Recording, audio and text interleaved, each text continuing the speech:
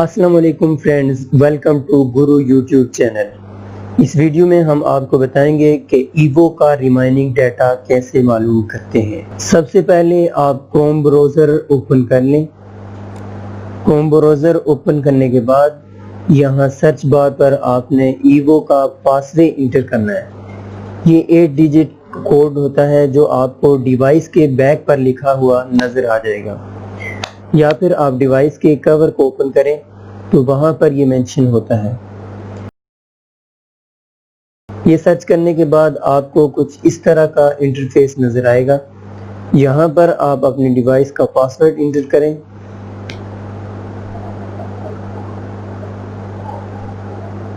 उसके बाद आप इसको क्रॉस कर दें। इसको फिर स्क्रॉल डाउन करें और यहाँ पर यूज्ड के नीचे क्लिक सेटिंग होगा, उसके ऊपर क्लिक करें। यहाँ इनेबल पे क्लिक करें और यहाँ पर आपको दो चीज़ें नजर आएंगी, डाटा और टाइम। यहाँ पर आप डाटा के बारे में देख सकते हैं कि कितना यूज हुआ है। फिर उसके बाद आपने जो पैकेज लगाया था, आपको आपके इल्म में होगा कि वो कितने जीबी का था।